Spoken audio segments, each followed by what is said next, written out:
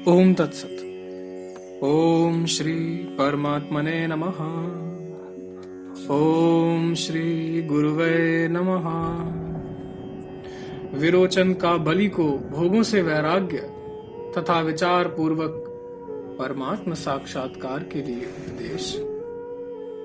विरोचन बोले, महामते, मनुष्य से लेकर ब्रह्म पद तक संपूर्ण पदों का अतिक्रमण करने वाला जो मन, बुद्धि, इंद्रिय और शरीर का स्वामी शुद्ध आत्मा है, वह एक राजा के समान है। उसने बुद्धि युक्त मन को अपना मंत्री बनाया है। उस मंत्री को जीत लेने पर सबको जीत लिया जाता है और सब कुछ प्राप्त हो जाता है, परंतु उसे अत्यंत दुर्जय समझना चाहिए। वह बल से नहीं, युक्ति से ही जीता जाता है।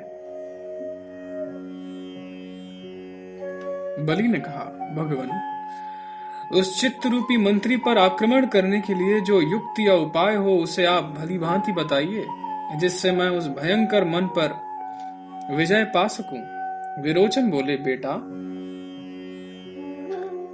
सभी विषयों के प्रति सब प्रकार से जो अत्यंत अनास्था वैराग्य है, वही मन पर विजय पाने के लिए उत्तम युक्ति है। यह अनास्था ही वह उत्तम युक्ति है जिसने महान मदमत्त मन रूपी मातंग गजराज का शीघ्र ही दमन किया जा सकता है। महामते, यह युक्ति अत्यंत दुर्लभ और परम सुलभ भी है। यदि इसके लिए अभ्यास न किया जाए तो यह अत्यंत दुर्लभ है, परंतु यदि इसके लिए भली भांति अभ्यास किया जाए तो यह अनायास ही प्राप्त हो जाती है। बेटा, यदि क्रमशः विषयों से विरक्त होने का अभ्यास किया जाए तो जैसे सींचने से लता लहलहा उठती है, उसी प्रकार यह विरक्ति भी सब ओर से सुस्पष्टतः प्रकट हो जाती है।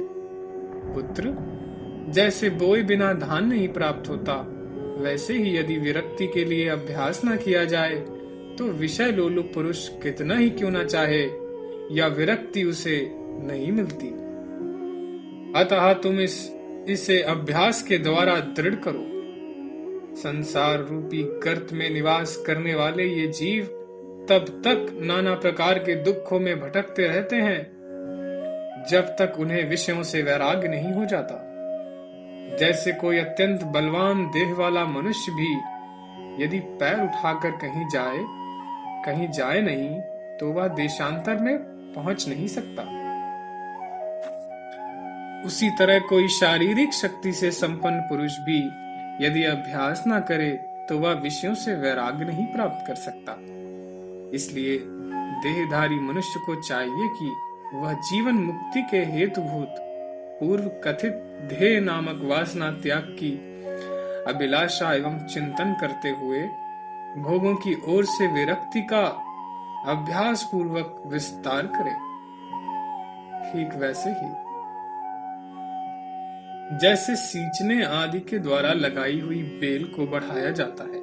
बेटा, हर्ष और अमर्ष से रहित शुभ कर्म फल को प्राप्त करने के लिए इस संसार में परम पुरुषार्थ के सिवा दूसरा कोई साधन नहीं।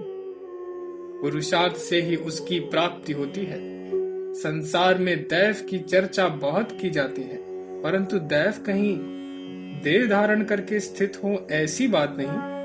अवश्य होने वाली जो भवितव्यता है, नियति के द्वारा मिलने वाला जो अपने ही शुभाशुभ कर्मों का फल है, उसी को यहाँ दैव अथवा प्रारब्ध नाम दिया गया है। प्रारब्ध भोग रूप जो दैव है, उसे परम पुरुषार्थ से ही जीता जाता है। जीवात्मा पुरुष शरीर धारण करके पुरुषार्थ से जिस पदार्थ का जैसे संकल्प करता है, इस लोक में वह पदार्थ उसे उसी रूप में प्राप्त होता है, दूसरे किसी रूप में नहीं। बेटा, इस जगत में पुरुषार्थ के सिवा दूसरा कुछ नहीं। अतः उत्तम पुरुषार्थ का आश्रय ले भोगों की ओर से वैराग्य प्राप्त करो। जब तक भोगों से वैराग्य, जो संसार बंधन का विनाश करने वाला है, नहीं प्राप्त होता, तब तक विजयदायक परमानंद की प्राप्ति नहीं हो सकती। जब तक मोह में डालने वाली विषय आसक्ति बनी हुई है, तब तक भवदशा रूपी झूला चंचल गति से आंदोलित होता रहता है, अर्थात जीव को संसार में भटकाने वाली अस्थिर अवस्था प्राप्त होती रहती है। पुत्र, अभ्यास के बिना विषय भोग रूपी भुजंगों से भरी हुई दुखदायिनी दुराशा कदापि दूर नहीं होती। बलि ने पूछा, असुरेश्वर, विषयों की ओर से जो वैराग्य है, वह जीव के अंतःकरण में कैसे दृढ़ता पूर्वक स्थित होता है? विरोचन ने कहा, बेटा, आत्म साक्षात्कार रूपिणी फलदायिनी लता जीव के अंतःकरण में विषय भोगों से विरक्ति रूपी फल अवश्य उत्पन्न करती है। आत्म साक्षात्कार होने पर विषयों में राग आसक्ति का अत्यंत अभाव हो जाता है। इसलिए पुरुष पवित्र और तीक्ष्ण बुद्धि के द्वारा अति उत्तम विवेक विचार से परब्रह्म परमात्मा का साक्षात्कार करे। साथ ही विषयों की आसक्ति से सर्वथा रहित हो जाए। पवित्र एवं तीक्ष्ण बुद्धि वाला पुरुष दिन के 2 भागों में अपने चित्त को वैराग्य पूर्वक परमार्थ साधन रूप सत्शास्त्र के अनुशीलन में लगाए। तीसरे भाग में एकांत देश में स्थित होकर मन को सच्चिदानंद घन परमात्मा के ध्यान में लगाए तथा चौथे भाग में अपने चित्त को श्रद्धा भक्ति पूर्वक गुरु की सेवा और आज्ञा पालन में लगाए। साधु स्वभाव, श्रेष्ठ आचरण को प्राप्त हुआ पुरुष ही ज्ञान उपदेश पाने का अधिकारी होता है। जैसे स्वच्छ वस्त्र ही उत्तम रंग को ग्रहण करता है, उसी तरह सदाचारी पुरुष ही ज्ञान उपदेश को अपने हृदय में धारण करता है।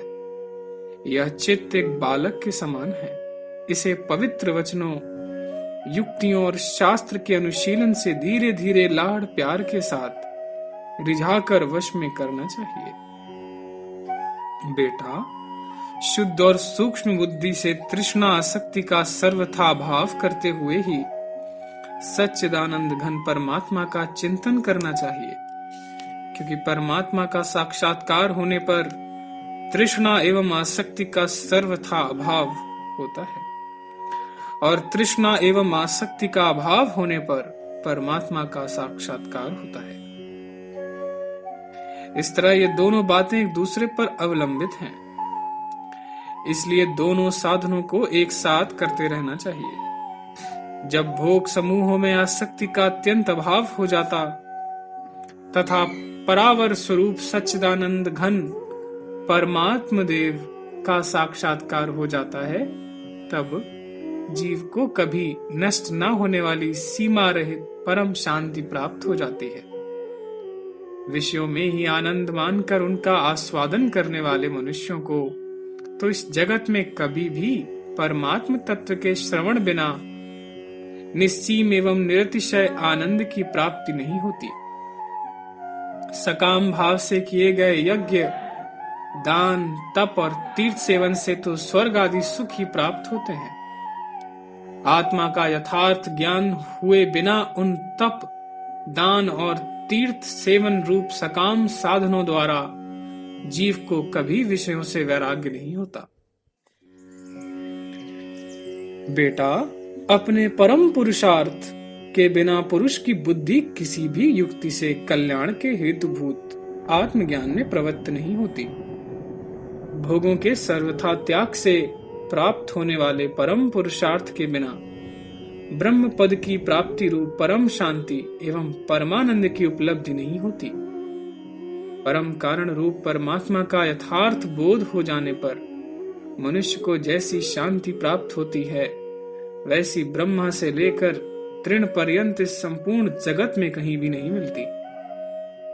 बुद्धिमान मनुष्य परम पुरुषार्थ का आश्रय ले दैव प्रारब्ध को दूर से ही त्याग दे तथा कल्याण रूपी भवन के द्वार के दृढ़ता पूर्वक बंद रखने वाले अर्गला रूप जो भोग हैं उनसे घृणा करे, उनकी ओर से सर्वथा विरक्त हो जाए।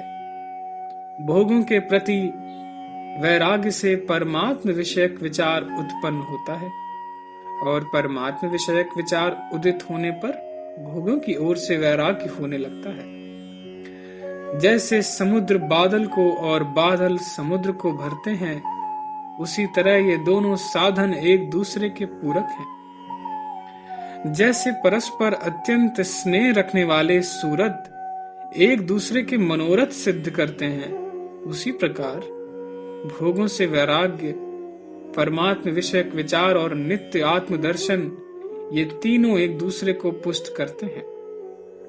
मनुष्य को चाहिए कि पहले देश आचार और सदाचार के अनुकूल तथा बंधु बांधवों की संपत्ति के अनुरूप न्याय युक्त पुरुषार्थ द्वारा क्रमशः धन का उपार्जन करे।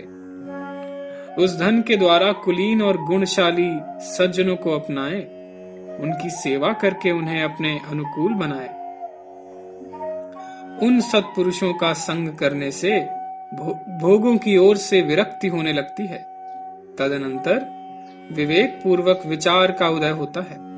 तत्पश्चात शास्त्रों के यथार्थ अर्थ का अनुभव होता है। उसके बाद क्रमशः परम पद स्वरूप परमात्मा की प्राप्ति होती है।